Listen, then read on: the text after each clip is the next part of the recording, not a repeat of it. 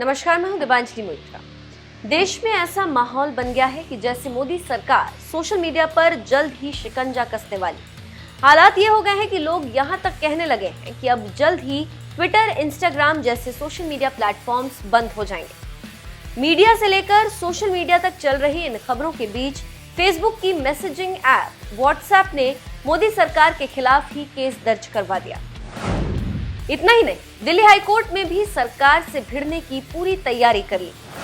WhatsApp की ओर से भारत सरकार के खिलाफ दिल्ली में एक शिकायत दर्ज कराते हुए मांग की है कि बुधवार से जारी होने वाले रेगुलेशंस को न लागू किया जाए।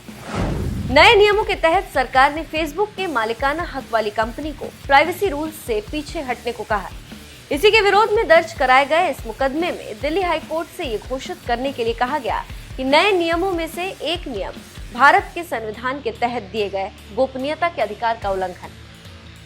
ऐसा इसलिए क्योंकि इस नियम के मुताबिक जब सरकारें मांग करें तो सोशल मीडिया कंपनियों को किसी सूचना को सबसे पहले साझा करने वाले की पहचान करनी पड़ती।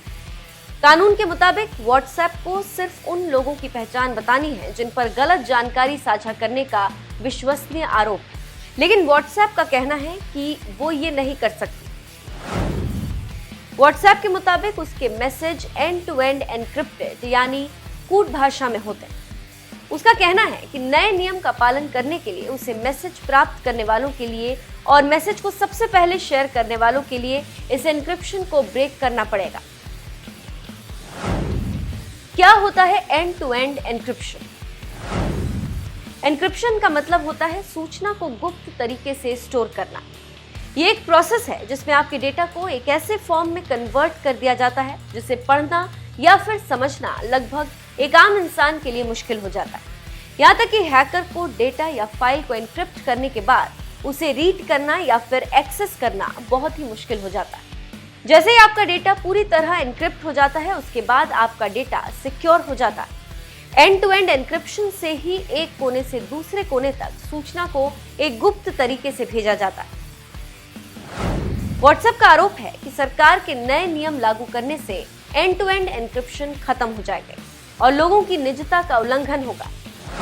समाचार एजेंसी रॉयटर्स के मुताबिक अभी तक ये नहीं पता चला कि कोर्ट व्हाट्सएप की ओर से दाखिल की गई याचिका पर कब सुनवाई करेगी। मामले के जानकारों ने इसकी संवेदनशीलता को देखते हुए अपनी पहचान जाहिर करने से भी इनकार कर दिया, जबकि व्हाट्सएप प्रवक्ता ने इस मसले पर बयान देने से मना कर दिया।